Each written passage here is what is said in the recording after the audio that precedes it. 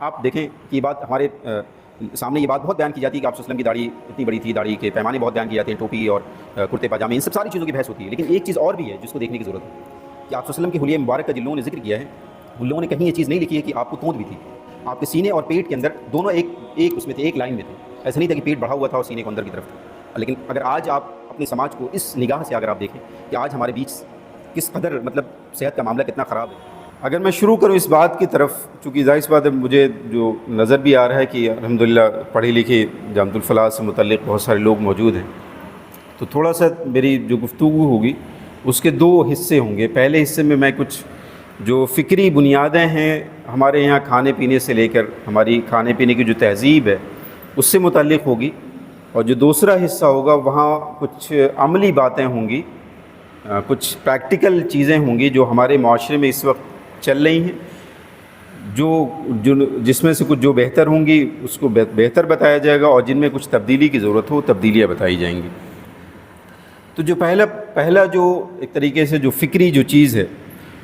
تو وہ اس آیت سے میں شروع کرنا چاہوں گا، جس آیت سے ابھی حافظ دانش صاحب نے جس کے آغاز کیا اس پروگرام کا، کہ اللہ تعالیٰ نے قرآن مجید کے اندر جو فرمایا ہے کہ وَكُلُوا وَاشْرَبُوا وَلَا تُسْرِفُوا إِنَّهُ لَا يُحِبُّ الْمُسْرِفِينَ. یہ ایک بنیادی بات ہے، بنیادی چیز ہے صحت کے تعلق سے. یہ اللہ تعالیٰ کہتا ہے کہ آپ کھائیں اور پئیں لیکن اسراف نہ کریں، کیونکہ اللہ تعالیٰ اسراف یا حد سے گزر جانے والوں کو پسند نہیں کرتا ہے. یہ ایک بہت بنیادی اور مرکزی نقطہ ہے صحت کے برقرار رکھنے کے لیے. ہوا یہ ہے کہ بیسیکلی جیسا کہ آپ کو معلوم ہو بنیادی طور پر کہ اسلام ایک نظام زندگی، اور اس نظام زندگی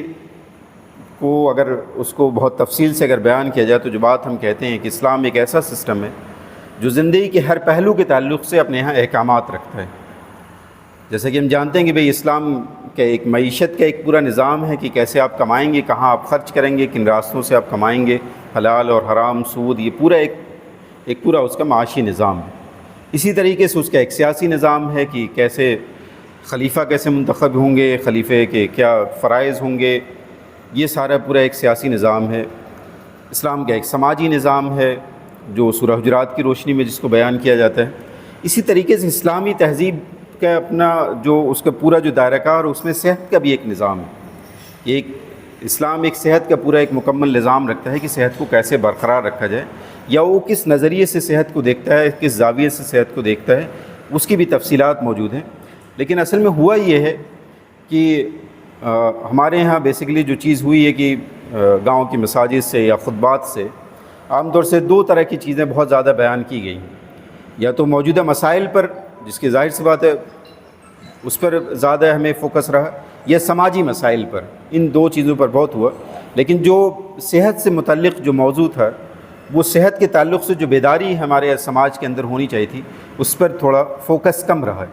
جس کی وجہ سے ہمارا سماج صحت کے تعلق سے بہت بیدار نہیں ہے. اور اس کی وجہ سے ہوا یہ کہ جو اس وقت جو موجود ہے جو غالب تہذیب ہے،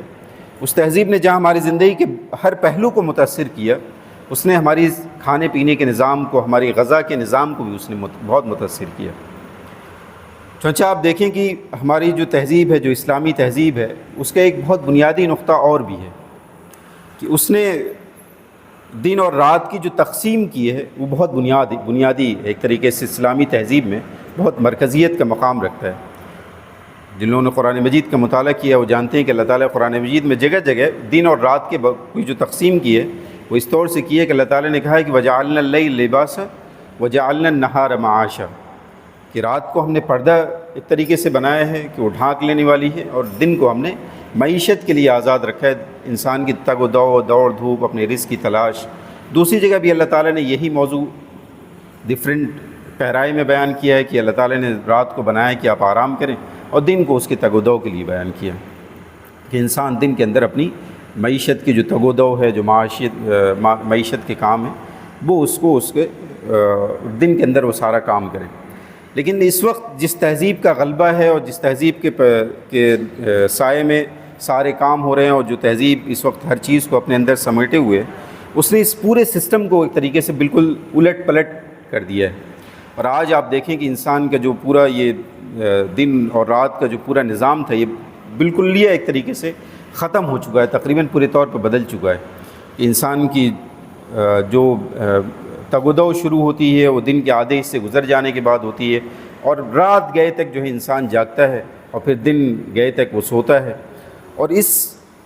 اس تبدیلی نے اس کے کھانے پینے کے نظام کو بھی برے طریقے سے متاثر کیا ہے۔ چنانچہ جب سے یہ پورا نظام جس کو ہم مغربی تہذیب کہتے ہیں، کہ اس مغربی تہذیب کے سائے میں، ظاہر سی بات ہے مغربی تہذیب ایسی نہیں ہے جو صرف اور صرف یورپین سوسائٹیز میں یا امریکہ یا ویسٹ میں پائی جاتی ہے۔ یہ اب اس کی کوئی باؤنڈری نہیں ہے، اس کی کوئی حدود نہیں ہے۔ آج یہ تہذیب ہمارے گھروں میں بھی موجود ہے، لیکن بس وہی ہے کہ ہم اس کو دیکھ نہیں رہے ہیں، اس کو سمجھ نہیں رہے ہیں، اور بے خیالی کے عالم میں ان چیزوں کو اپناتے ہوئے ہم اپنی زندگی گزار رہے ہیں، جس کی وجہ سے بہت سارے مسائل کھڑے ہو گئے۔ اور آپ دیکھیں تو خود آپ اپنے سماج کا اگر جائزہ لیں تو آج اس کے اندر اس طور پہ بہت ساری تبدیلیاں آ گئی ہیں۔ یا آج ہمارے زیادہ تر بچے اور نوجوان رات گئے تک مصروف رہتے ہیں، دن کا بہت بڑا حصہ وہ سونے میں گزارتے ہیں، اور پھر اسی انداز میں ان کے کھانے پینے کا سلسلہ بھی اسی طور پر بہت زیادہ تبدیل ہو چکا ہے۔ جو مغربی تہذیب تھی اس نے ہمارے کھانے پینے کے نظام کو اس طور پر متاثر کیا کہ مغربی تہذیب اصل میں اپنے اندر اس کی کچھ بنیادی کچھ لوازمات ہیں، بنیادی کچھ جس کو کہتے ہیں کہ بنیادی کچھ نقطے ہیں، اس کے کچھ بنیادی اقدار ہیں اس کے کھانے پینے کے تعلق سے، جس نے ہمارے کھانے پینے کے نظام کو بری طرح متاثر کیا ہے۔ مغرب کا جو تصور ہے کھانے پینے کا، مغربی تہذیب کا، اس کے اندر اصل میں بیسیکلی یہ ہے کہ وہ اس کے اندر لذت پرستی کا عنصر بہت زیادہ ہے۔ وہ ہر چیز کے اندر لذت پیدا کرنا چاہتا ہے، وہ چاہتا ہے کہ زیادہ سے زیادہ لذیذ چیزیں ہوں، کیونکہ اس کے پیچھے ایک اور فکر کام کر رہی ہوتی ہے۔ وہ فکر ہے صارفیت۔ اگر آپ نے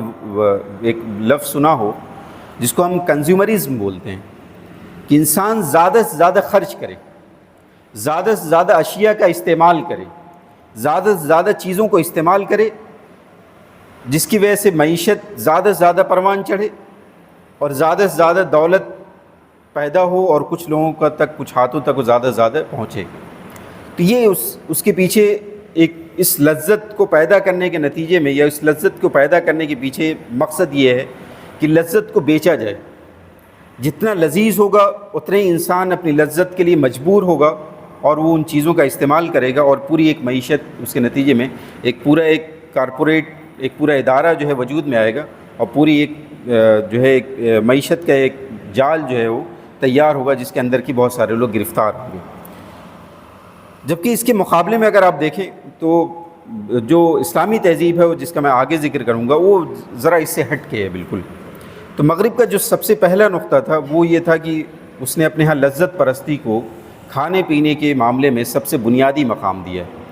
کہ سب سے پہلی جو چیز دیکھی جائے گی وہ کہ کھانا کون سا سب سے زیادہ لذیذ ہے۔ وہاں یہ نہیں دیکھا جائے گا اس سے کہ غذائیت کتنی مل رہی ہے، انسان کو اس سے فائدہ کتنا زیادہ ہو رہا ہے، اس کی صحت پر اس کے کیا اثرات نمودار ہو رہے ہیں، اس سے اس کا کوئی تعلق نہیں ہے۔ وہ صرف اپنے ٹیسٹ کا غلام ہے،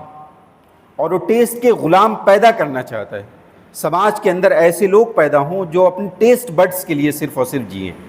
جو صرف اور صرف اپنے زبان کے لیے جئیں، اپنے زبان کے چند سیکنڈ کے ذائقے کے لیے جو صرف جئیں،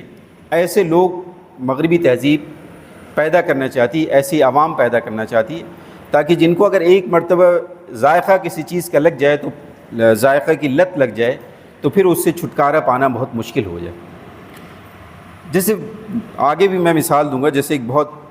واضح اس کی مثال، جیسے آپ آج کل جو ایک انرجی ڈرنکس کے نام سے جو اس وقت چیزیں مارکیٹ میں موجود ہیں، مطلب آپ سوچیں کہ آج سے 15 سے 20 سال پہلے یہ جتنے مشروبات پینے والی جو ڈرنکس ہیں جو دکانوں پر ہر جگہ اویلیبل ہیں، آپ مارکیٹ میں آپ دیکھیں تو 15 سے 20 سال پہلے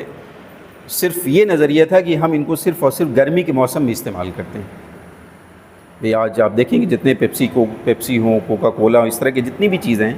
یہ صرف گرمی کے موسم میں یہ سب استعمال کیے جاتے تھے۔ لیکن آج ان کا نام کولڈ ڈرنک سے ہٹ کر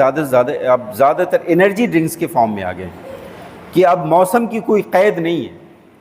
جن کی زبان کو وہ ٹیسٹ لگ چکا ہے، وہ سخت سردی کے موسم میں بھی پئیں گے، فریزنگ جہاں پر ٹمپریچر ہوتا ہے وہاں پر بھی اس کو استعمال کیا جائے گا، اور جو گرم ممالک ہوں تو استعمال کریں گے ہی کریں گے اس کو۔ مطلب اگر آپ دیکھیں تو میں خود اپنا تجربہ یہ لذت پرستی کے بارے میں آپ کو بتا رہا تھا کہ اگر آپ یہ جو انرجی ڈرنکس آ رہے ہیں آج آپ ان کو پیجئے،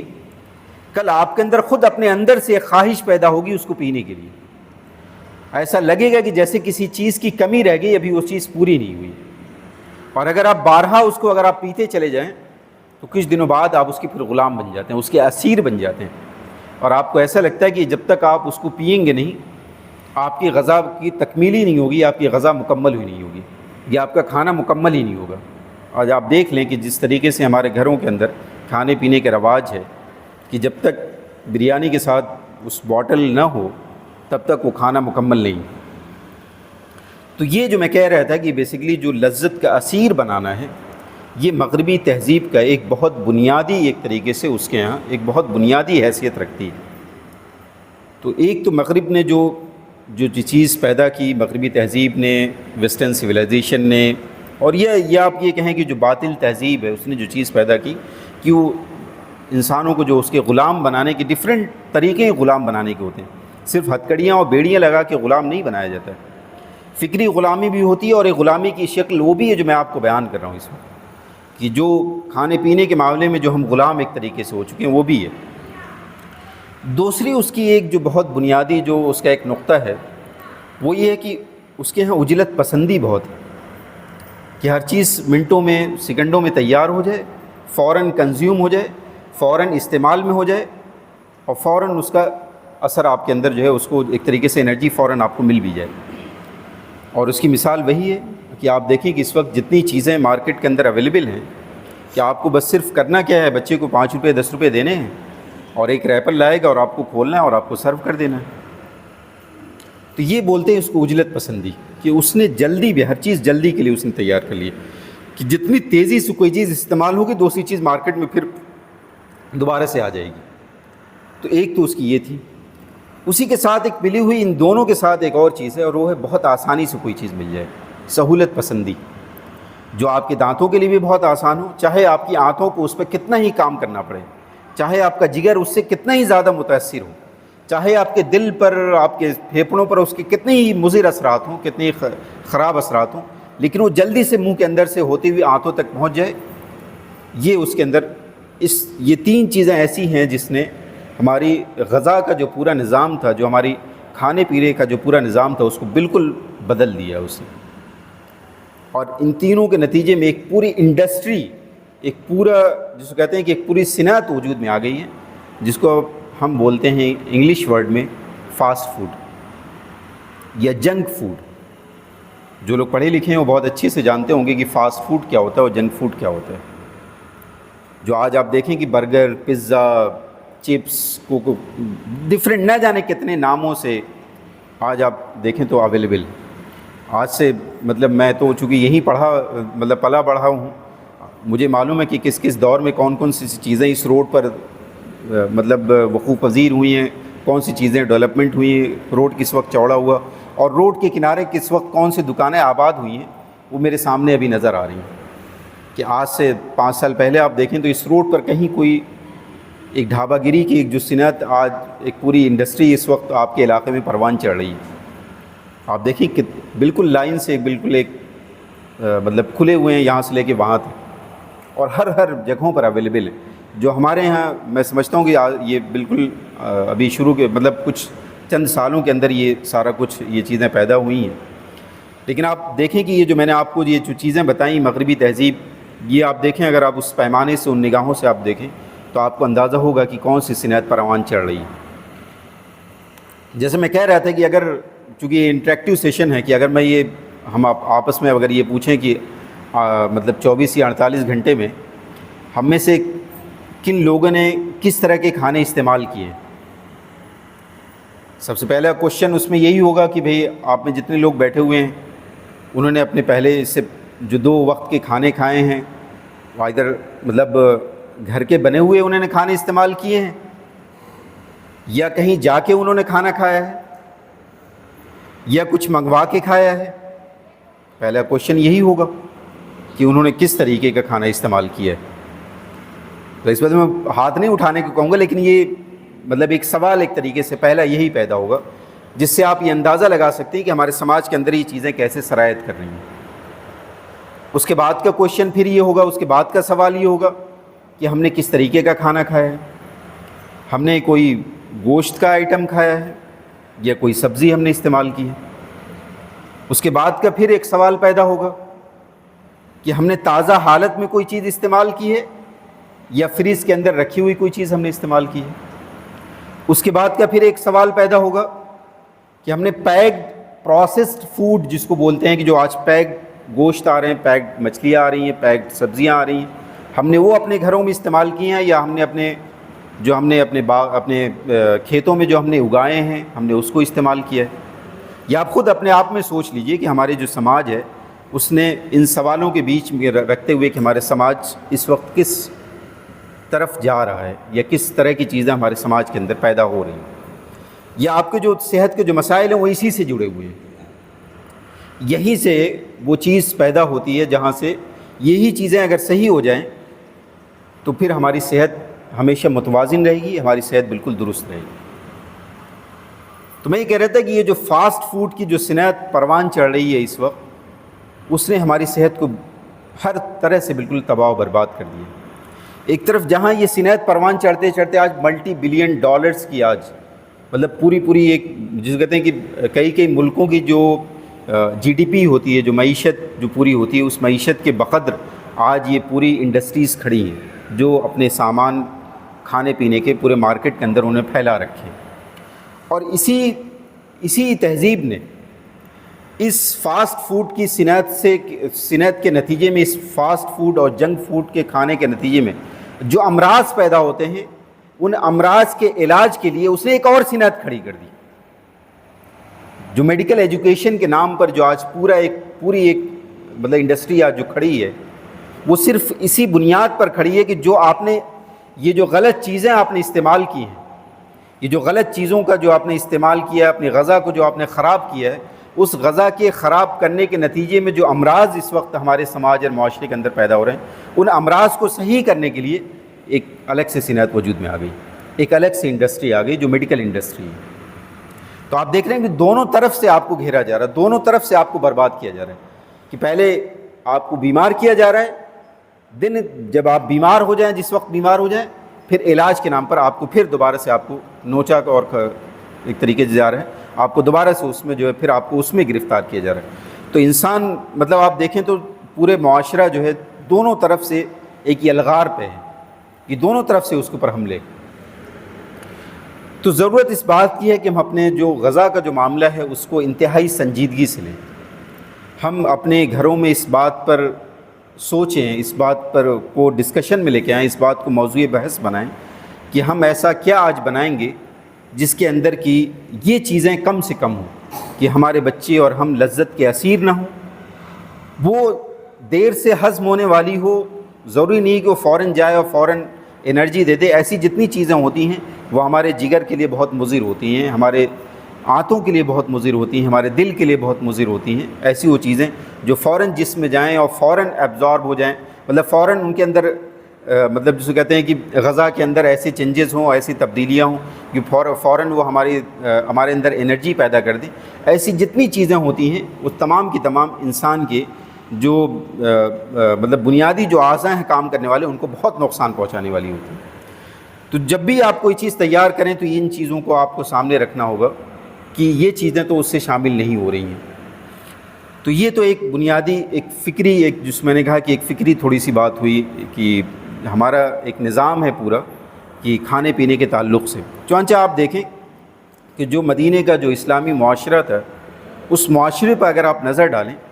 تو آپ جو لوگ سیرت کی کتابوں کو جن لوگوں نے پڑھا ہوگا، انہوں نے پڑھا، اس پڑھنے کے دوران انہوں نے اگر زیادہ توجہ کے ساتھ یا کبھی صحت کے پوائنٹ آف ویو سے اگر اس کا مطالعہ کریں تو بہت ساری چیزیں کھل کے سامنے آئیں گی. لیکن ایک چیز تو آپ کو بھی معلوم ہوگی، جنہوں نے بہت سرسری بھی مطالعہ کیا ہوگا، کہ کیا آپ صلی اللہ علیہ وسلم اپنی پوری جو تقریباً 62-63 سال کی جو عمر ہے، اس میں کتنی مرتبہ آپ بیمار ہوئے؟ مطلب یہ چیز آپ کو نوٹ کرنے کی، جو لوگ بھی مطلب پڑھ رہے ہوں گے، جو ابھی سیرت کے مطالعہ یا سیرت کی کتابیں جن کے ہوں، وہ اس طور پر بھی اس کا مطالعہ کریں کہ صحابہ کرام میں سے کتنے لوگ تھے جو بیمار ہوئے ہوں جنگ میں زخمی ہونے کے علاوہ.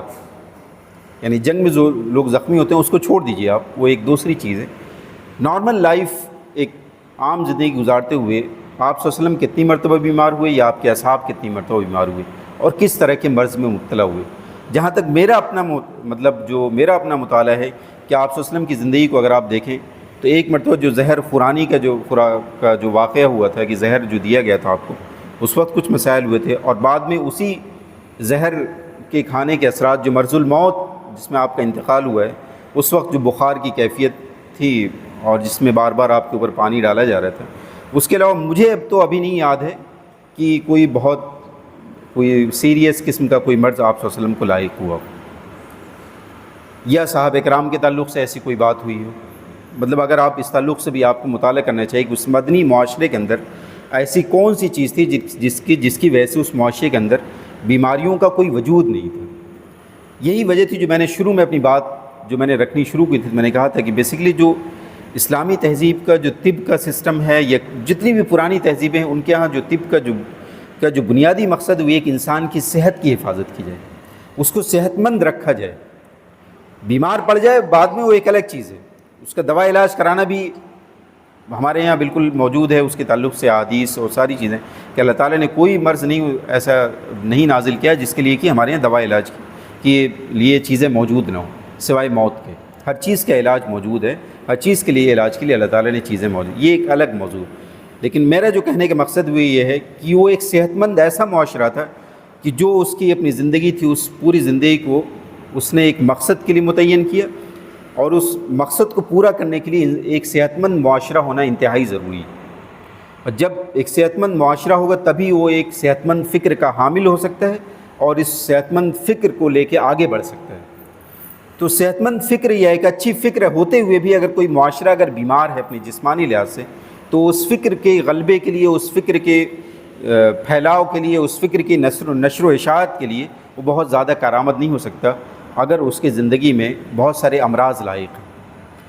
تو یہی وجہ ہے کہ میں یہ بات جو کہہ رہا تھا کہ ہمارا جو بنیادی فوکس ہونا چاہیے وہ کہ ہمیں اپنی صحت کی حفاظت کیسے کرنی ہے.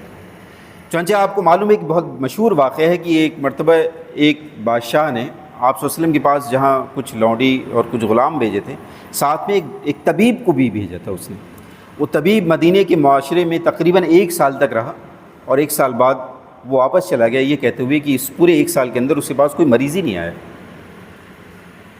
تو یہ ایک بہت بنیادی چیز ہے کہ اس مدنی معاشرے کے اندر ایسی کون سی چیزیں تھیں، ایسی کن چیزوں پر وہ عمل پیرا تھے کہ جس کی وجہ سے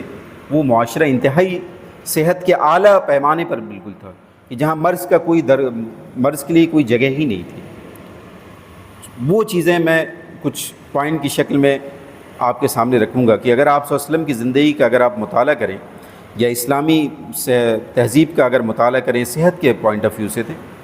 تو اس کے ہاں جو سب سے پہلی جو چیز ہے کہ وہ فطرت کے عین مطابق ہے. ظاہر سی بات ہے اللہ تعالیٰ اس پوری کائنات کا خالق ہے، انسانوں کا بھی خالق ہے، اور اس کے لیے جو چیزیں بھی موجود ہیں اس تمام چیزوں کا ہی اللہ تعالیٰ ہی خالق ہے. لہٰذا اس نے انسان کو جو بنایا ہے تو اس کے لیے اسی سرزمین سے متعلق جو اس کی ضروریات ہیں اس کو وہاں رکھا ہے. چنانچہ جو اسلامی تہذیب ہے، جو اسلام کا جو صحت کا نظام ہے، وہ بالکل فطری نظام ہے. جتنا زیادہ فطرت سے قریب ہوں گے، جتنا زیادہ قدرتی چیزوں سے آپ قریب ہوں گے، اتنا ہی زیادہ آپ کی صحت بہتر ہوگی. جتنے زیادہ قدرتی چیزوں کا استعمال کریں گے اتنا ہی زیادہ آپ کی صحت زیادہ سے زیادہ صحیح ہوگی.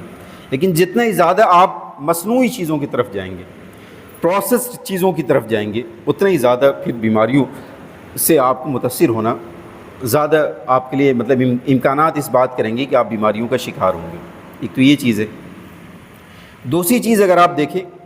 تو اللہ کے رسول صلی اللہ علیہ وسلم کی زندگی میں اگر آپ مطالعہ کریں تو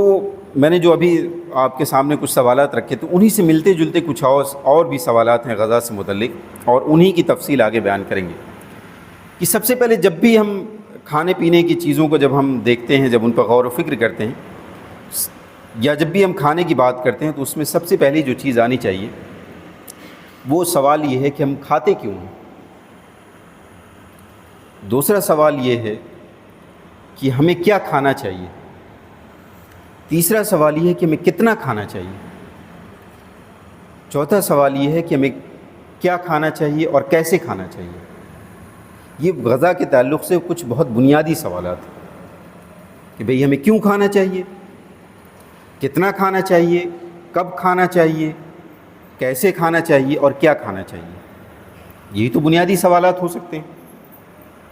سب سے پہلی چیز کہ ہمیں کیوں کھانا چاہیے. تو بھئی جو میں نے شروع میں بتایا کہ کچھ لوگوں کو کچھ چیزیں بہت پسند ہیں، لہٰذا وہ اس وجہ سے کھا رہے ہیں کہ بھئی ان کو ٹیسٹ لگ گیا ہے، وہ لذت کے اسیر ہو گئے ہیں، لہٰذا ضرورت ہو نہ ہو ان کو کھانا ہے. تو اگر یہ چیز ہو گئی تو یہی چیز بیماری کی طرف لے کے جائے گی. بنیادی طور پر اگر اسلامی پوائنٹ آف ویو سے، اسلامی نظریے سے اگر آپ دیکھیں تو ہمیں اس وجہ سے کھانا چاہیے کہ جو اللہ تعالیٰ نے ہمارے اندر جو اعضاء رکھے ہیں، جو ہمارے اندر جو اعضاء ہیں وہ اللہ تعالیٰ کی بندگی پر معمور ہیں. وہ ہر وقت جو اللہ تعالیٰ کی طرف سے جو ان کو وظیفہ دیا گیا ہے، جو کام دیا گیا ہے، وہ چاہے ہم سو رہے ہوں، جاگ رہے ہوں، وہ ہمیشہ اس چیز میں لگے ہوئے ہیں. دل کا کام دھڑکنا ہے، وہ دھڑک رہا ہے. آپ چاہے اس پر توجہ دیں نہ دیں، وہ اس کی ذمہ داری اللہ تعالیٰ نے تفویض کی ہے، وہ اس ذمہ داری کو ادا کر رہا ہے. سانس کا عمل ہے اسی طریقے سے، دماغ کا عمل ہے اسی طریقے سے. یہ سارا پورا سسٹم جسم کا سب کچھ اللہ تعالیٰ نے جس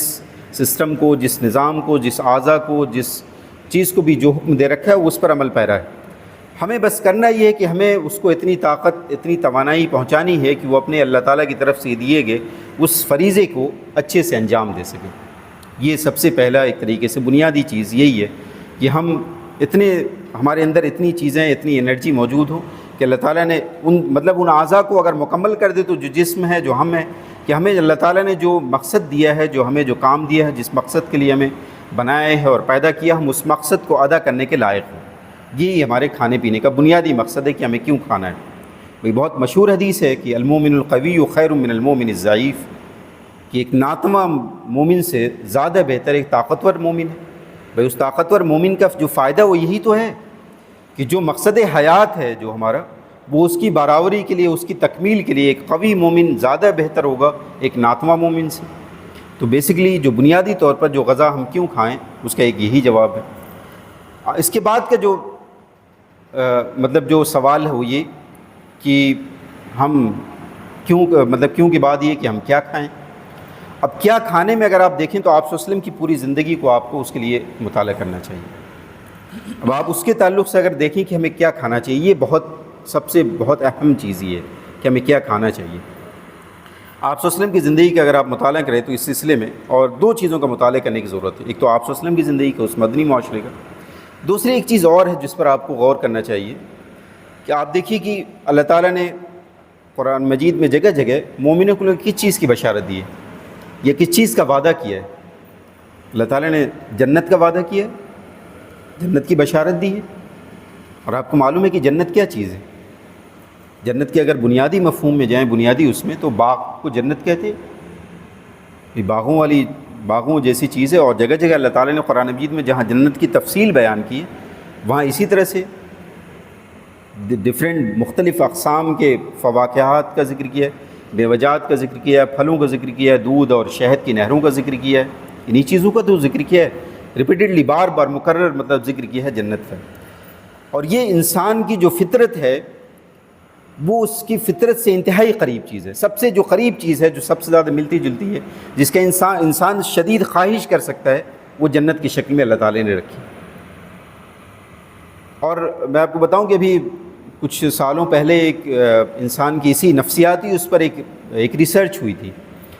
اور اس ریسرچ کرنے والے نے جو اپنا نقطہ نظر رکھا تھا انسان کے تعلق سے، اس کا یہ کہنا تھا کہ انسان کی اگر پوری جسمانی ساخت کا، اس کی فکر کا، اس کی نفسیات کا اگر مطالعہ کیا جائے تو اس دنیا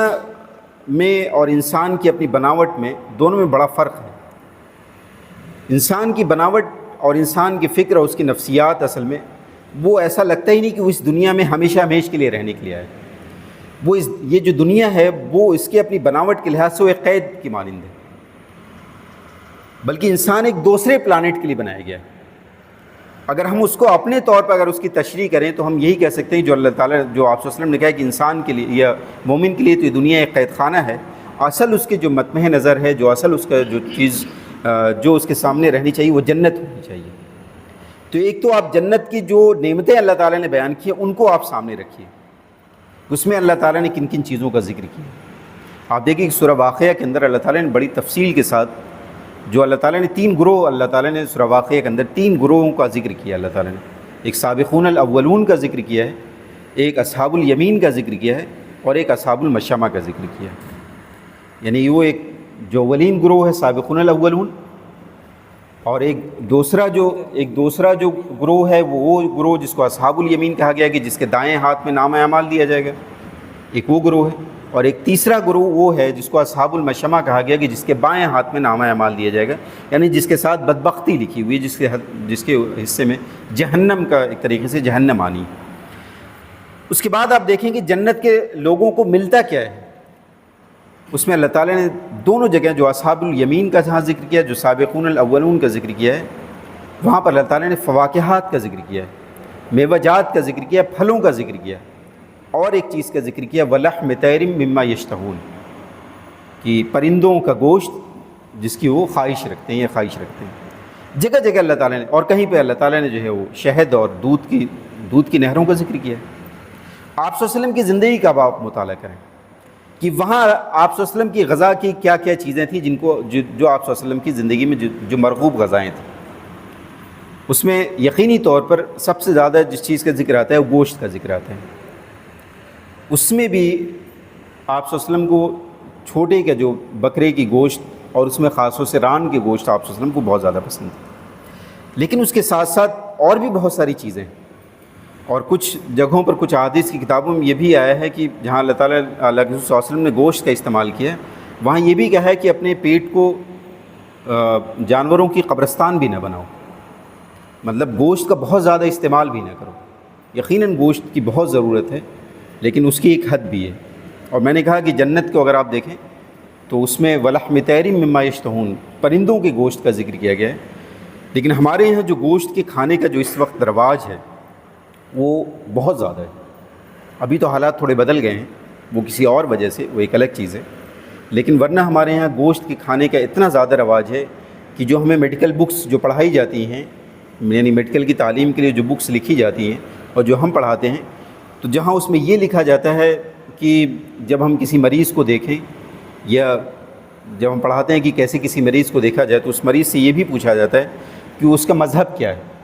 کس مذہب سے وہ تعلق رکھتا ہے۔ تو اگر یہ چیز لکھی جاتی ہے کہ اگر کوئی مسلم ریلیجن یا مسلم مذہب سے کوئی تعلق رکھتا ہے،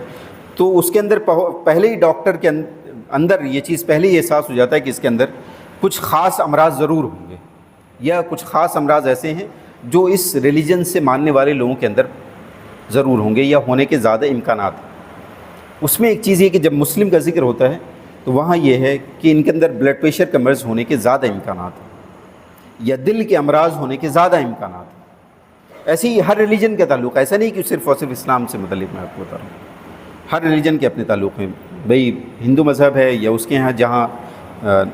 نظافت کا یا طہارت کا کوئی تصور نہیں ہے، تو جو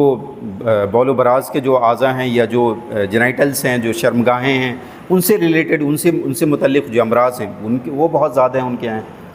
لیکن ہمارے یہاں یہ چیز ہے۔ اور اس کی بنیادی وجہ جو میں آپ کو کہہ رہا ہوں کہ ہمارے سماج کے اندر گوشت کو کھانے کا بہت زیادہ رواج ہے، جبکہ یہ کوئی بہت اچھی پریکٹس یا کوئی بہت اچھی چیز نہیں۔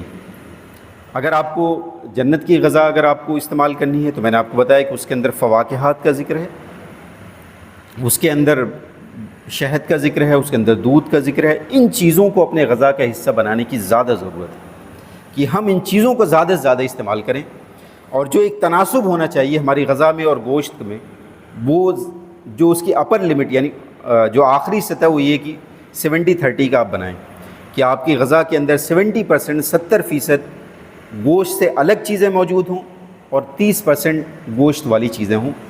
تاکہ وہ چیزیں جو سبزی اور اس طرح کی چیزوں میں جو چیزیں نہیں موجود ہوتی وہ آپ گوشت سے اس کو حاصل کر لیں۔ لیکن ایسا نہ ہو کہ رواج صرف اور صرف یہ ہو کہ ہمیں 7 دن ہفتے کے 7 دن گوشت ہی کھانا ہے۔ اس سے پھر سماج کے اندر، معاشرے کے اندر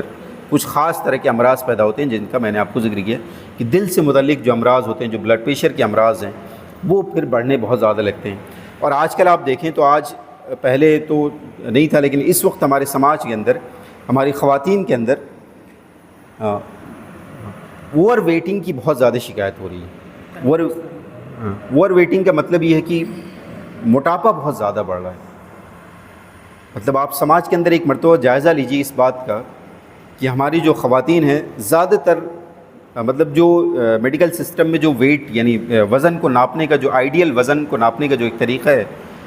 وہ اس کا ایک طریقہ ہے۔ سمپلی میں اس فارمولے پہ نہیں جا رہا، میں سمپل اس کو بتا رہا ہوں کہ اگر کسی کا اگر ہائٹ اس کی اگر 5 فٹ ہے تو اس کا وزن 50 سے 55 یا 50 سے 60 کلو تک ہونا چاہیے، اس سے زیادہ نہیں ہونا چاہیے۔ اگر کسی کی ہائٹ 6 فٹ کی ہے تو اس کا وزن 60 سے 70 کلو کے بیچ کے اندر ہونا چاہیے، اس سے زیادہ نہیں ہونا چاہیے۔ اور میں سمجھتا ہوں کہ عورتوں کے بیچ اس سے زیادہ تو ہائٹ نہیں ہوگی، اسی وجہ سے میں 5 اور 6 کی میں نے مثال دی۔ تو آپ کا آئیڈیل وزن اتنا ہی ہونا چاہیے، اس سے زیادہ آپ کا وزن نہیں ہونا چاہیے کہ آپ 50 سے 60 کے بیچ میں ہو۔ زیادہ ہائٹ ہے کسی کی، زیادہ لمبائی ہے تو پھر 60 سے 70 کلو ہو سکتی ہے، لیکن اس سے زیادہ وزن اگر آپ کا بڑھ رہا ہے، اور یہ چیز دیکھنے کی کہ آپ کا وزن بڑھ رہا ہے یا آپ کی صحت جس کو کہتے ہیں کہ وہ خراب ہونے کی طرف مائل ہو رہی ہے، اس کا سمپل ایک طریقہ ہے، بہت سمپل طریقہ ہے۔ آپ دیکھیں کہ یہ بات ہمارے سامنے یہ بات بہت بیان کی جاتی ہے کہ آپ صلی اللہ علیہ وسلم کی داڑھی اتنی بڑی تھی، داڑھی کے پیمانے بہت بیان کیے جاتے ہیں، ٹوپی اور کرتے پاجامے، ان سب ساری چیزوں کی بحث ہوتی ہے۔ لیکن ایک چیز اور بھی ہے جس کو دیکھنے کی ضرورت ہے کہ آپ صلی اللہ علیہ وسلم کے حلیہ مبارک کا جن لوگوں نے ذکر کیا ہے، ان لوگوں نے کہیں یہ چیز نہیں لکھی ہے کہ آپ کو توند بھی تھی۔ اگر میں نے جو آپ کو کہا نا کہ سیرت کا مطالعہ آپ ذرا صحت کے پوائنٹ آف ویو سے بھی کریے گا، آپ کے سینے اور پیٹ کے اندر دونوں ایک اس میں تھے، ایک لائن میں تھے۔ ایسا نہیں تھا کہ پیٹ بڑھا ہوا تھا اور سینے کو اندر کی طرف تھا۔ لیکن اگر آج آپ اپنے سماج کو اس نگاہ سے اگر آپ دیکھیں کہ آج ہمارے بیچ کس قدر مطلب صحت کا معاملہ کتنا خراب ہے کہ ہماری عورتوں کے اندر بھی اوبیسٹی مطلب موٹاپے کا مطلب ایک معاملہ بہت زیادہ آگے بڑھ گیا ہے، اور ہمارے مردوں کے اندر بھی یہ چیز بہت زیادہ ہے۔ لہٰذا اگر مردوں کے اندر بھی یہ چیز بڑھ رہی تو اس کے ذمہ دار کہیں نہ کہیں ہمارے گھر کی خواتین ہی ہیں کہ کھانے پینے کے معاملات، غذا کے بنانے کے یا کھانے پینے کی جو چیزیں تیار ہو رہی ہیں وہ اس طرح سے تیار ہو رہی ہیں کہ ان کے اندر وہ چیزیں زیادہ شامل ہیں جو فیٹ کو زیادہ بڑھا رہی ہیں، چربی زیادہ بڑھا رہی ہیں، یا ایسی چیزیں جا رہی ہیں جن کے اندر ہمارے جسم کو خراب کرنے والی جو چیزیں بہت زیادہ، جو میں نے شروع میں آپ کو بتائیں کہ اس طرح کی چیزوں کا استعمال اتنا زیادہ ہے کہ ہم بہت جلدی مطلب ایون آپ سوچئے کہ جوانی کی عمر ہے، 40 سال کی عمر نہیں ہوئی ہے کہ لوگ تو نکل گئی ہے، پیٹ نکل گیا ہے، جس کی وجہ سے شوگر اور بلڈ پریشر کے مریض ہو گئے۔ اور خاص طور سے ہمارے یہاں سے وہ لوگ جو باہر گلف کنٹریز میں چلے جاتے ہیں کمانے کے لیے، آج آپ دیکھیں، اگر آپ اپنے گھروں میں دیکھیں، اگر آپ کو خود مل جائیں گے، میں تو چونکہ دیکھ رہا ہوں اپنے گاؤں کے اندر، جس کی وجہ سے میں یہ چیز کہہ رہا ہوں کہ ظاہر سی بات ہے 40 سال 50 سال 60 سال تک کی جو عمر ہوتی ہے، 40 سے 60 سال کی عمر میں یہ انتہائی پختہ عمر ہوتی ہے کسی بھی کام کرنے کے لیے۔ لیکن اس عمر کے اندر لوگ 2 طرح کے مرض میں بہت زیادہ گرفتار ہیں، یا تو بلڈ پریشر یا شوگر، اور یہ دونوں مرض کسی انفیکشن کے ذریعے نہیں پھیل رہا ہے، یہ صرف اور صرف غذائی بے اعتدالی کی وجہ سے پھیل رہا ہے۔ یہ صرف اور صرف ہمارا جو طرز زندگی جو بدل گیا ہے، جو ہمارا لائف اسٹائل جو پورا چینج ہو گیا، اس کی وجہ سے آج ہمارے سماج کے اندر موجود ہے۔ جو کھانے پینے کا جو پورا معاملہ خراب ہو گیا، اس کی وجہ سے پھیل رہا ہے۔ جو میں نے ایک چیز آپ کو بلڈ پریشر کے سلسلے میں نے شروع میں آپ کو بتا دیا کہ جو ہمارے اندر ایک بنیادی طور پر جو گوشت کھانے کا اتنا زیادہ رجحان ہے، جس کی وجہ سے یہ مرض، اوپر سے جب اس رجحان نے اور بسیار خوری نے، زیادہ سے زیادہ کھانے نے، انسان کا اصل میں جو پیٹ ہے نا، وہ بالکل ایسے ہے جیسے آپ سمجھیے غبارے کے اندر آپ ہوا بھرتے جائیے، وہ پھیلتا جائے گا۔ تقریباً وہی حالات ہمارا جو معدہ ہے نا، اس کی بھی یہی حال ہے۔ اگر آپ اس کو 2 روٹی کی عادت بنا دیں گے تو 2 روٹی پر اس کا بھر جائے گا، اگر آپ اس کو 10 روٹی کی اگر آپ نے عادت بنا دی ہے تو 10 روٹی کے حساب سے وہ پھیل جائے گا۔ اور یہی آج کل ایک جب جو لوگ بہت زیادہ موٹے ہو جاتے ہیں اور کسی بھی طرح سے پھر اس موٹاپے کو دور کرنے کا کوئی راستہ نہیں جب ہوتا ہے، یعنی کسی طریقے سے موٹاپا دور نہیں ہو سکتا، اور جب موٹاپا دور نہیں ہو رہا ہے تو ساتھ میں جو اس کے ساتھ جو امراض لاحق ہیں کہ بلڈ پریشر ہے، شوگر ہے، تھائرائیڈ ہے، دنیا بھر کے بہت سارے گھٹنوں کے مرض ہیں کہ جو گھٹنے بنائے گئے ہیں 60 کلو وزن اٹھانے کے لیے، جب اس پر 100 کلو کا وزن اگر کوئی ڈال دے گا تو گھٹنے کہاں سے چلیں گے؟ تو یہ بہت سارے مسائل ہیں، مطلب میں ان چیزوں کی طرف تفصیل کی طرف نہیں جا رہا، میں صرف یہ کہہ رہا تھا کہ جب وہ یہ موٹاپا کسی طور پر دور نہیں ہوتا تو آج کل ایک سرجری ہی ہو رہی ہے جو ابھی ریسنٹلی پچھلے 5-10 سالوں میں وجود میں آئی.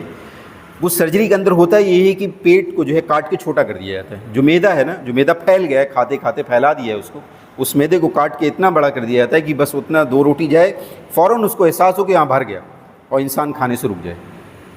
تو میں نے ایک چیز آپ کو بتائی تھی شروع میں کہ دونوں چیزوں کو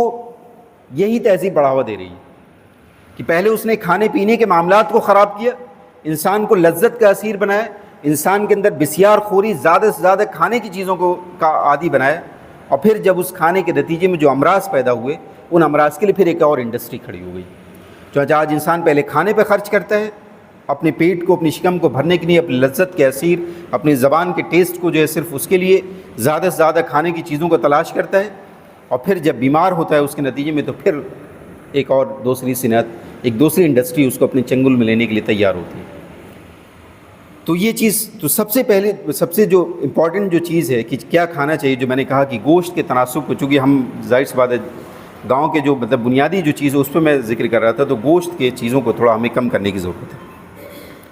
اس کے بعد اگر آپ دیکھیں کہ آپ صلی اللہ علیہ وسلم کے دسترخوان پر اور کون سی چیزیں رہی ہیں، تو آپ دیکھیں اس کے اندر ایک بہت امپورٹنٹ چیز جو اس وقت ہمارے سماج کی بھی اور کسی بھی سماج کی ضرورت ہوتی ہے کہ روٹی، ظاہر سی بات ہے یہ ہر سماج کی ایک بہت بنیادی ضرورت ہے کہ آٹا اور ان سب چیزوں کی ایک بہت بنیادی ضرورت ہے. لیکن آپ صلی اللہ علیہ وسلم یا اس مدنی معاشرے کی جو روٹی یا جو آٹے، اس کی جو کوالٹی تھی، جو اس کے طریقہ تھا، وہ اس وقت کا طریقہ اور آج سے ایون 30 سال پہلے جو ہمارے سماج کے اندر جو طریقہ کار رائج تھے اس میں اور آج میں بالکل بہت بنیادی بدلاؤ آ گیا. آپ کو معلوم ہے کہ احادیث کے اندر صاف صاف موجود ہے کہ آپ صلی اللہ علیہ وسلم بنا چھنا ہوا آٹا استعمال کیا کرتے تھے، یعنی جو بھوسی ہوتی ہے اس کو ہٹا کے نہیں کھاتے تھے، اس بھوسی کے ساتھ جو آٹا ہوتا ہے اس کو استعمال کیا کرتے تھے. اور آپ کو معلوم ہے کہ ہمارے یہاں بھی جو ہماری جو بوڑھی مائیں موجود ہیں اس وقت، وہ بتائیں گی کہ پہلے ہمارے سماج کے اندر بھی یہی رواج تھا کہ بھوسیوں کو نکالنے کا رواج نہیں تھا، بلکہ بھوسی کے ساتھ اس آٹے کو استعمال کرنے کا رواج تھا. چانچہ اس میدے کی صنعت نے، جو میدا آج اس وقت مل رہا ہے، اس میدے کی صنعت نے ہمارے اندر ایک ایسی مطلب ایک ایسے لوگوں کو جنم دیا ہے جو پوری زندگی قبض میں گزار دیتے ہیں. آج ہمارے معاشرے کا ایک بہت بڑا حصہ، ایک بہت بڑی تعداد ایسی ہے جو پورے سال صرف اور صرف قبض میں مبتلا رہتی ہے. ایک سروے ہوا تھا، اس سروے کے اندر یہ چیز آئی تھی کہ تقریباً اس وقت شہری جو آبادی ہے، یعنی شہر میں رہنے والے لوگ، اس کی 60% آبادی ایسی ہے جو قبضیت کا شکار ہے، جس کو قبض کی شکایت ہے. وہ بنیادی جو یہ مرض ہے وہ صرف اور صرف اسی وجہ سے پیدا ہوا ہے. ایک تو فاسٹ فوڈ کی جو صنعت ہے وہ پورے طور پر اسی میدے کی اس کے اندر بنیادی جو اجزاء ہیں وہ اسی میدے سے حاصل کیے جاتے ہیں کہ میدے کی روٹی ہے، ڈبل روٹی ہے، برگر، پزا، جتنے ہیں سارے کے سارے میدے سے بنائے جاتے ہیں. تو جس کی وجہ سے ہمارے اندر جو کھانے پینے سے متعلق جو امراض ہیں وہ آج بہت زیادہ ہو رہے ہیں. تو تھوڑا سا مختصر بھی کرنا تھا. اس کے بعد اگر آپ دیکھیں تو آپ صلی اللہ علیہ وسلم کے دسترخوان پر شہد کا ذکر ہے، سرکے کا ذکر ہے. اس کے علاوہ آپ دیکھیں تو سبزیوں کا ذکر ہے کہ سبزیاں آپ کو بہت زیادہ استعمال کرنے کی ضرورت ہے. تو ہمارا جو مینو ہونا چاہیے وہ اس طور پہ ہونا چاہیے جو میں نے بتایا کہ سبزیوں کا حصہ اور گوشت کا اس کا 70 to 30، یہی آپ کہیں کہ 70% سبزیاں ہو اور 30% پہ زیادہ زیادہ گوشت کا استعمال ہو. سبزیوں میں بھی ایک چیز کا بہت زیادہ ضرورت ہے خیال کرنے کی کہ ہم ایسی سبزیوں کا استعمال کریں جو اسی موسم کے اندر اگائی گئی ہوں، اسی موسم کی پیداوار ہوں. آج آپ دیکھیں تو بازار کے اندر جو چیزیں پہلے ٹھنڈک کے موسم میں ملا کرتی تھی وہ آج گرمیوں میں بھی مل رہی ہیں. جو تربوز کا پھل کبھی مئی جون میں ملا کرتا تھا تو آج مارچ کے مہینے میں بھی اویلیبل ہے. یہ وہ چیزیں ہیں جو مصنوعی طریقے سے پیدا کی جا رہی ہیں، جن کے اندر انجیکشنز لگائے جا رہے ہیں، جن کو مصنوعی انوائرمنٹ یہ کریٹ کیا جاتا ہے، ایک ماحول کریٹ کیا جاتا ہے کہ جو چیزیں ٹھنڈک میں پیدا ہو رہی ہیں، ٹھنڈک کا ماحول کریٹ کیا جاتا ہے، پھر اس کو پیدا کیا جاتا ہے، پھر مارکیٹ کے اندر لے کے آیا جاتا ہے اس کو. تو کوشش یہ ہو کہ جو جس موسم کی جو چیز ہو اسی موسم میں اس کو استعمال کیا جائے، کیونکہ یہ اللہ تعالیٰ کی طرف سے ایک بنیادی ایک طریقے سے جس کو کہتے ہیں ایک بنیادی نظام ہے کہ جتنی بھی موسمی بیماریاں ہوتی ہیں اللہ تعالیٰ نے اس موسم کے لحاظ سے یا تو سبزیاں بھی پیدا کی ہیں اور پھل بھی پیدا کیے ہیں. اس کی سمپل بہت یہی تربوز کی مثال لے لیں آپ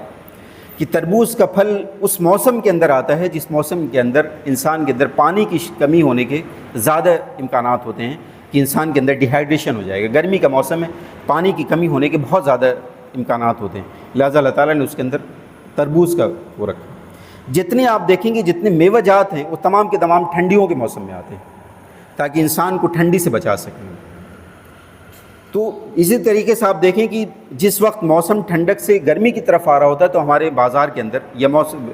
قدرت کی طرف سے جو کھٹے پھل ہوتے ہیں, سٹرس فروٹ جن کو بولتے ہیں, سنترے ہیں, کینو ہے, یہ مارکیٹ کے اندر آتے ہیں یا قدرت نے ان کا, کیونکہ اس وقت موسم بدل رہا ہوتا ہے, اس وقت لوگوں کے اندر نزلے, زکام اور موسمی جو بیماریاں ہوتی ہیں اس کا بہت زیادہ لوگ شکار ہوتے ہیں, لہٰذا ان چیزوں کو اس وقت پیدا ہوتی ہیں جو چیزیں کہ ان چیزوں سے بچاتی ہیں. تو یہ ہے کہ موسم کی چیزوں کے لحاظ سے آپ اپنی غذا کو بنائیں. ایک اور چیز جو بہت جس کی ضرورت ہے, یہ تو تھوڑا اور بھی لمبا ہو سکتا تھا لیکن میں اس کو بہت تھوڑا شارٹ کر رہا ہوں کہ غذا کو کتنے وقت کھایا جائے. آج آپ دیکھیں تو ہمارے یہاں اس کی جو غذا کے کھانے کی یا کھانے کی جو وہ ہے وہ یہ کہ اس کا کوئی نمبر رہ ہی نہیں گیا. ڈاکٹر صاحب ویسے آپ بڑھا سکتے ہیں, سب کو سونا ہی ہے جا کے, کسی کو کھانا نہیں پکانا ہے. تو مطلب کہ آپ دیکھیں تو جو آج 3 وقت کے کھانے کی ہمارے ذکر ہوتا ہے کہ بھئی صبح کا ناشتہ ہے, دوپہر کا کھانا ہے, شام کا کھانا ہے, کم سے کم 3 وقت کا کھانا تو ہر جگہ استعمال ہو رہا ہے. کچھ جگہوں پر 4 وقت بھی ہو گئے ہیں کہ اب 12 بجے بھی لوگ کھا رہے ہیں, رات کے 12 بجے بھی. جو میں نے شروع میں جو جہاں سے میں نے آغاز کیا تھا, جو اسلامی تہذیب ہے اس کے اندر سونے اور جاگنے کا جو پورا ہے وہ ہے کہ اگر دن کے اندر کام کرنا ہے تو کھانا بھی دن کے اندر ہی ہے, اور رات کے اندر سونا ہے تو رات کے اندر کھانے کا کوئی ذکر نہیں ہے. یہ بنیادی چیز ہے کہ بھئی جس وقت انرجی کی ضرورت ہے, کام کرنا ہے, اس وقت لینا ہے انرجی جیسی چیزیں. جس وقت کام نہیں کرنا, آرام کرنا, سونا, اس وقت کسی انرجی کی یا کسی کھانے کی ضرورت نہیں ہے. تو لیکن اگر آپ دیکھیں تاریخ میں, اگر آپ دیکھیں تو پہلے کی قومیں ایسا نہیں تھے کہ ہر وقت 3 وقت کے ہی کھانے چلے آتے رہیں, بلکہ انسان کی صحت اس وقت سب سے اچھی حالت میں تھی جب وہ دن کے اندر 1 وقت کا کھانا استعمال کرتا تھا. بعد میں وہ 2 وقت کا ہوا اور اب تو کوئی وقت ہی کی قید ہی نہیں رہے گی. یہ اس وقت جو میں نے شروع میں کہا تھا کہ اس تہذیب نے ہمیں لذت کا اسیر بنا لیا ہے, تو جس وقت بھی زبان کو احساس ہوا فوراً پھر اس کو استعمال کرنا ہے. تو سب سے بہترین جو چیز ہے وہ یہ کہ ہم کھانے کے اوقات کو اس طور پر رکھیں کہ جس وقت بھوک لگے اسی وقت کھانا استعمال کریں. اور یہ چیز احادیث کے اندر بھی ہے کہ اسی وقت آپ کھانے کا استعمال کریں جس وقت کی کھانے کی شدید خواہش ہو آپ کے اندر, اور اس وقت آپ رک جائیں, کھانے سے ہاتھ روک لیں جس وقت کی ابھی وہ خواہش ختم نہ ہوئی ہو. یعنی جس کو ہم کہتے ہیں کہ ابھی بھوک پورے طور پر ایسا ضروری نہیں, یا جو ہمارے یہاں عام طور سے زبان میں بولا جاتا ہے کہ بھئی یہاں تک نہ کھائیں آپ, گردن تک جس کو تک, بلکہ لوکل لینگویج میں کچھ اور بھی کہا جاتا ہوگا, یہاں تک نہ کھائیں آپ, بلکہ کھانے کو, میدے کو آپ 3 حصوں میں تقسیم کریں. ایک کو آپ کھانے کے لیے رکھیں, ایک کو آپ پانے کے لیے رکھیں, اور ایک کو آپ ہوا کے لیے رکھیں. اس طریقے سے آپ اپنے پیٹ کے 3 حصے بنائیں. تو جب آپ 3 حصے بنائیں گے تو پھر آپ کم کھائیں گے, اور جب آپ کم کھائیں گے تو پھر کھانے کی وجہ سے جو بہت سارا جو موٹاپے کی جو بیماری ہے اس موٹاپے سے آپ بچ جائیں گے. اور موٹاپے کے نتیجے میں پیدا ہونے والے شوگر, بلڈ پریشر, تھائرائڈ, گھٹنوں کے امراض, دل کے امراض, یہ جتنے امراض, ان تمام چیزوں سے آپ محفوظ رہیں گے. تو یہ چیز ہے. تو یہ جو پورا سسٹم بنایا ہوا ہے, اس سسٹم کو تھوڑا توڑنے کی ضرورت ہے. سب سے زیادہ جس چیز کی ضرورت ہوتی ہے, چونکہ یہاں پڑھنے والی بھی لڑکیاں موجود ہیں, کہ ناشتہ بہت زیادہ ضروری ہے. سب سے زیادہ جس چیز کی ضرورت ہے وہ ناشتے کی ضرورت ہے.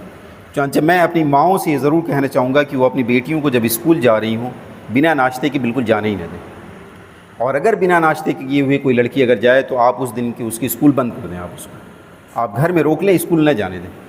ورنہ وہ گھر اسکول میں جا کے یا تو بے ہوش ہوگی, کہیں ٹیبل پہ سر رکھ کے سو رہی ہوگی. ویسی فلاح کے اندر جو اساتذہ پڑھا رہے ہوتے ہیں مرد حضرات, تو سامنے ویسے ہی پردہ لگا ہوا ہوتا ہے, پیچھے پتہ نہیں ہوتا کہ پیچھے کیا ہو رہا ہے.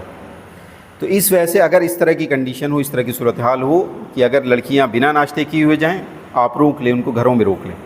ورنہ اس کی ایک دوسری شکل ہے پھر کہ اگر بنا ناشتے کیے ہوئے جا رہی ہوں گی, کچھ پیسے لے کے جا رہی ہوں گی, وہاں پر موجود جو بھی سموسہ پکوڑی جو بھی اویلیبل ہوگا اس کو کھا رہی ہوں گی. اور میں نے اس کا بتا دیا کہ وہ چیزیں ہیں جو کہیں نہ کہیں مرض کا باعث ہوں گی, جن سے غذائیت کچھ نہیں ملنی ہے, وقتی طور پر کچھ انرجی مل جائے گی, لیکن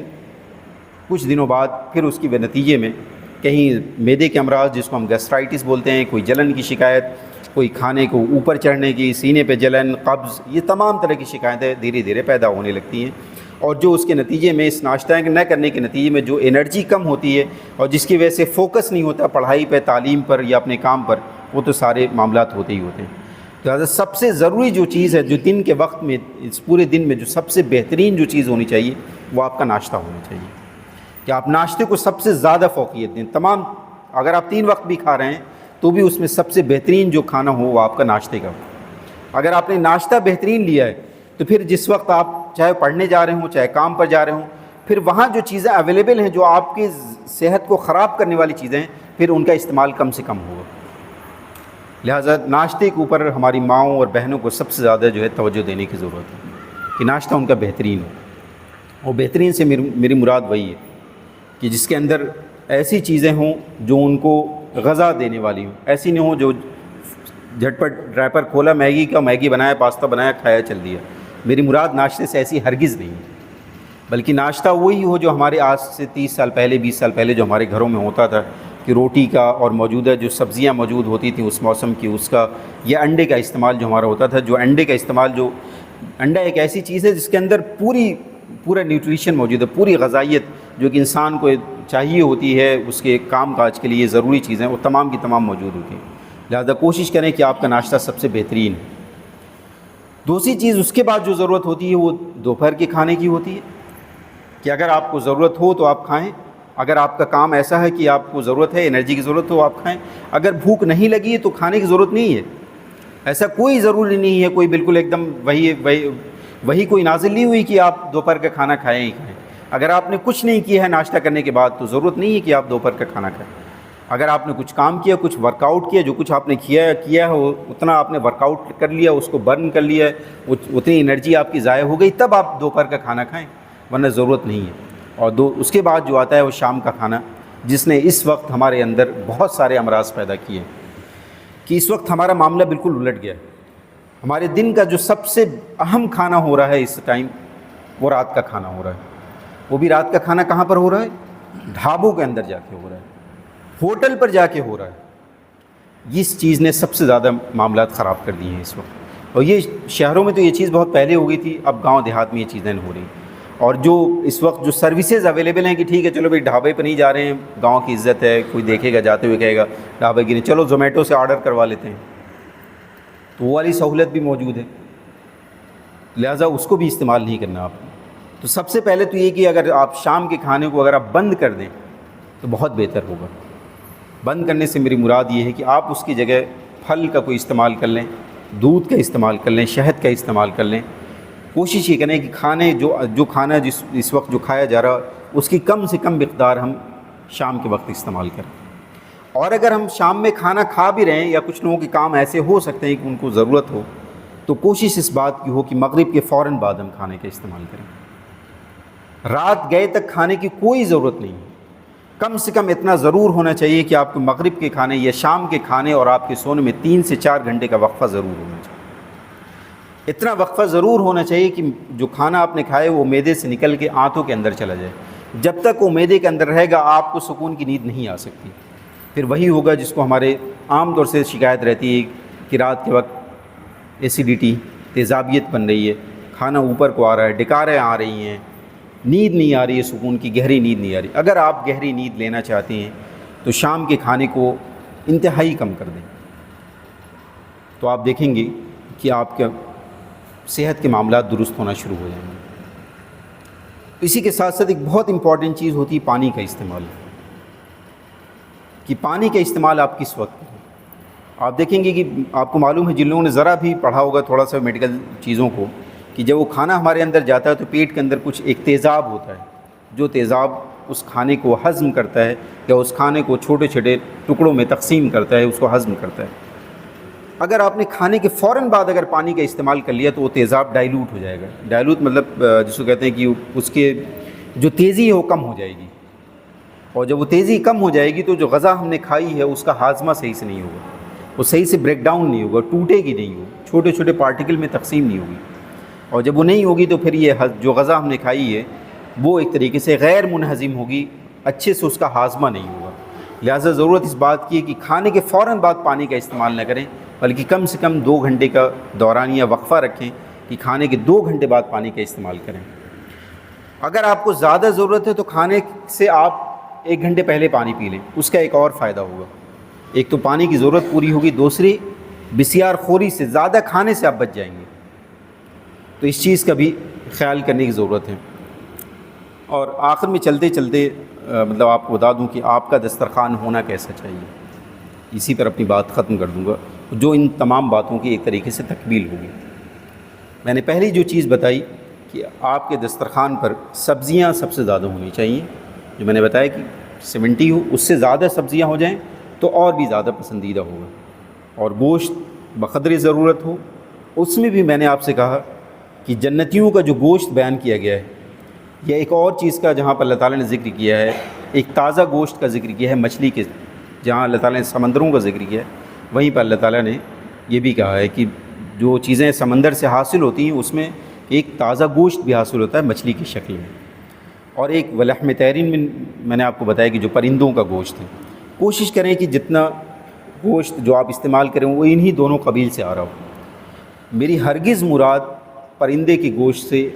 میری ہرگز مراد یہ نہیں کہ آپ برائلر مرغے کا استعمال کریں۔ میں ایسا نہیں کہ اس کے اوپر کوئی اس کے حرام ہونے کا کوئی فتویٰ نہیں لگا رہا، بلکہ اصل میں اس طور پر بھی چیزوں کو ضرورت ہے دیکھنے کی کہ جو چیزیں اللہ تعالیٰ نے حلال کی ہیں اس کے اندر بھی کون سی چیزیں کتنی زیادہ فائدہ مند ہیں، اس کو بھی کیٹیگرائز کرنے کی، تقسیم کرنے کی ضرورت ہے کہ کون سی چیز کتنی زیادہ فائدہ مند ہے۔ تو کوشش اس بات کی ہو جو میں نے شروع میں کہا تھا کہ بالکل قدرتی چیز کی طرف آپ جائیں۔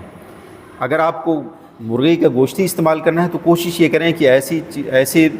مرغی کا یا ایسے مرغے کا گوشت استعمال کریں جو قدرتی غذاؤں پر پلا بڑھا ہو، اس چیز کی ضرورت ہے۔ اس کے بعد جو میں نے کہا کہ سبزیاں موسمی ہوں اور موسمی سبزیوں کو استعمال کریں۔ دودھ کے تعلق سے مجھے ایک اور چیز آپ سے کہنی ہے۔ آج اس وقت میرے خیال سے جتنے لوگ یہاں موجود ہوں گے، مطلب اگر میں بہت امید افزا اگر میرا ہوگا تو شاید 20% لوگوں کے پاس شاید اپنے گھر کا دودھ اویلیبل ہوگا، شاید میرے خیال سے یہی ہوگا، اتنا ہی ریشیو ہوگا، اس سے زیادہ تو شاید ریشیو نہیں ہوگا، ورنہ ہم میں سے زیادہ گھروں میں کہیں نہ کہیں سے دودھ آ رہا ہوگا، یا ہم ڈیری پروڈکٹ مطلب باہر جو پیکٹس آ رہے ہیں وہ لے رہے ہوں گے، یا کہیں سے ہم دودھ کا انتظام کر رہے ہوں گے۔ لیکن آپ آج دیکھیے جو میں تہذیب کی جو بات کر رہا تھا، اور یہ بات میں ہر جگہ کئی جگہ میں یہ بات کرتا ہوں کہ جو تہذیب اس وقت ہے اس کے اندر آپ سوچیں کہ اس تہذیب کے اثرات کس قدر آ گئے ہیں کہ جو بھی ہمارے پاس ایسے لوگ جن کے پاس ذرا پیسہ ہو جاتا ہے، کچھ اسٹیٹس تھوڑا ہائی ہو جاتا ہے سماج کے اندر، وہ فوراً اپنے گھر میں ایک کتا پال لیتے ہیں، ایک بلی پال لیتے ہیں، کچھ اور لوگ بھی پالنے لگے ہیں، لیکن کتا تو بہت ایک اسٹیٹس سمبل ہو گیا ہے بھائی، مہنگے سے مہنگا کتا، ڈفرینٹ اتنی اقسام اس کی آ گئی ہیں کہ نام ہی مت سوچیے کتنے اقسام کتنی طرح کے کتے آ گئے ہیں۔ کتے پالنے کا مسلم سماج کے اندر بھی کافی رواج ہے، لیکن اس کے مقابلے میں آپ دیکھیں کہ ہمارے یہاں سنت رہی، اس بات کو بیان کیا تھا کہ سارے انبیاء نے بکریاں چرائیں، اس چیز کا ذکر ہوتا ہے کہ سارے انبیاء نے بکریاں، اس کے پیچھے بہت ساری حکمتیں ہیں بکریاں چرانے کی، لیکن ایک اور حکمت بھی کہ خالص دودھ کی اس وقت جو قلت ہے وہ کبھی بھی نہیں رہی ہے جتنی اس وقت قلت ہے، کہ ہم کتا پال لیں گے اپنے گھروں میں لیکن ہم بکری پالنے میں انتہائی شرمندگی محسوس ہوگی۔ چنانچہ مجھ سے جب میں نے اس چیز کا ذکر کیا تو مجھ سے میری ایک کلیگ نے کہا کہ ڈاکٹر صاحب آپ یہ چاہ رہے ہیں کہ لوگ صبح صبح بکرا لے کے ٹہلیں؟ تو میں نے کہا بھائی اس میں کون سی شرمندگی کی بات ہے، آپ کتا لے کے ٹہل سکتے ہیں لیکن بکرا اور بکری لے کے نہیں ٹہل سکتے، جس سے آپ کو خالص دودھ ملے گا، آپ کو خالص گوشت ملے گا، اور اس کے ساتھ ساتھ ایک اور چیز ہے کہ آپ کے گھر کے جو ویسٹ پروڈکٹ ہے، وہ چیزیں جو آپ کی کچن سے جن کو آپ استعمال نہیں کرتے ہیں، جو چیزیں ضائع ہو جاتی ہیں، کوڑے میں چلی جاتی ہیں، ان چیزوں کا ایک بہتر استعمال کا طریقہ بھی ہے کہ وہ چیزیں جو اس وقت یہ تہذیب مطلب آپ دیکھیں تو ہر جگہ ایک کوڑے کا ایک مسئلہ ہے کہ کوڑے کو کیسے ڈمپ کرنا ہے، ہر گھر سے کوڑا نکل رہا ہے، بھر بھر کے بالٹی بھر بھر کے کوڑا نکلتا ہے، کوڑے کی شہروں میں تو بھئی وہ آ رہی ہیں گاڑیاں آ رہی ہیں کوڑا لے کے جا رہی ہیں، پورا کوڑے کے انبار لگے ہوئے ہیں، کوڑے کے پہاڑ بن گئے ہیں، جو میونسپل مطلب کارپوریشنز ہیں ان کا ایک سر درد ایک بنا ہوا ہے کہ کیسے کوڑے کے پہاڑ کو کیسے ختم کریں، اس کوڑے کو کہاں ڈمپ کریں، اس کو ری سائیکلنگ کے طریقے، اس کو ری پروسیس کرنے کے طریقے ہو رہے۔ لیکن آپ سوچیے کہ اگر آپ اس قدرتی نظام کی طرف چلیں کہ جہاں لوگ گھروں میں پہلے بکریاں پالتے تھے، مرغیاں پالتے تھے، کہ گھر کا زیادہ تر بچا کچا حصہ انہی میں استعمال ہو جاتا تھا، اور اس کے نتیجے میں بہترین گوشت، بالکل بہترین انڈا، بہترین دودھ آپ کو اویلیبل تھا. آج اس کی اویلیبلٹی بہت محدود ہو گئی ہے. تو کوشش یہ کریں کہ یہ چیزیں آپ کے گھروں میں دوبارہ سے رواج پائیں، اور آپ یہ چیزیں رواج پائیں گی تو ہمارے اندر جو ایک طریقے سے جو غذائی جو معاملات ہیں جو خراب ہو رہے ہیں وہ انشاءاللہ دھیرے دھیرے کنٹرول ہوں گے. اس کے ساتھ ساتھ آپ دیکھیں کہ ہمارے یہاں سویٹ ڈش کا جو رواج ہے کہ اللہ کے رسول صلی اللہ علیہ وسلم نے اس کی جگہ کیا دیا ہے ہمیں، شہد کی چیزیں موجود ہیں. شہد کی چیزوں کا استعمال کریں. آپ کے دسترخوان پہ شہد بھی موجود ہو، آپ کے دسترخوان پر ادرک اور سونٹھ اس کا صفوف بھی موجود ہو. آپ کو معلوم ہے کہ ادرک کا تو مشروب کا تو اللہ تعالیٰ نے قرآن مجید میں ذکر کیا ہے کہ جو شراب جنتیوں کو دی جائے گی اس کے اندر زنجبیل کا جو وہ ہوگا، مطلب جس کو کہتے ہیں کہ زنجبیل کا جو ہے ٹیسٹ ہوگا اس کے اندر، یا اسی سے کشید کی ہوئی ہوگی. یہ چیزیں آپ کے جو ہے اس پر ہوں، آپ کے دسترخوان پہ کلونجی ہو، آپ کے دسترخوان پہ جو ہے وہ سرکہ ہو موجود. ہماری جو پرانی مائیں، مطلب جو مائیں ہیں، میں تو ان سے یہ کہنا چاہوں گا کہ سرکہ بنانے کا جو رواج تھا، جو اس کے جو طریقہ تھا، وہ نئی نسلوں کو ٹرانسفر کریں. آج سرکہ بھی جو ہے سرکے کی انڈسٹری، آج بنا بنایا سرکہ آ رہا ہے کہ کہیں سیب کا سرکہ ہے، کہیں کسی چیز کا سرکہ ہے. ورنہ ہمارے ہاں تو ہر گھر میں سرکہ بنتا تھا جو پیٹ کے امراض کے لیے انتہائی مفید ہے. اس کو اپنی غذا کا حصہ بنائیں. تو خیر یہ موضوع اتنا بڑا ہے کہ اس کو سمیٹنا بہت مشکل ہے اور وقت بھی کافی ہو رہا ہے. لیکن میرا کہنا یہ ہے کہ جو پڑھنے لکھنے والی جو خواتین ہیں کہ وہ سیرت کا مطالعہ اس تعلق سے کریں کہ ہماری جو تہذیب ہے، جو ہمارے آپ صلی اللہ علیہ وسلم کا جو پورا مدنی معاشرہ اور آپ صلی اللہ علیہ وسلم کی زندگی ہے، اس کے اندر کھانے پینے کے معاملات کیسے تھے، ان کو اپنی زندگیوں میں شامل کریں.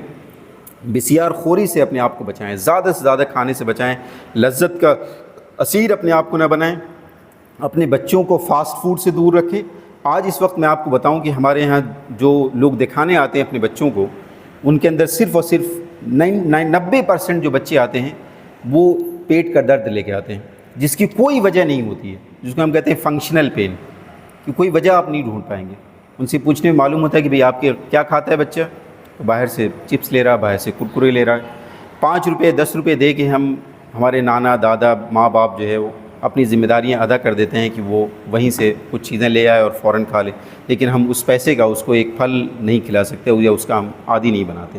کوشش اس بات کی کریں کہ ہمارے لوگ جو ہے، ہمارے بچے ان چیزوں کا عادی نہ بنیں، کیونکہ یہی چیزیں بعد میں جا کے پھر دوسری چیزیں استعمال کرتے ہیں ہمارے بچے.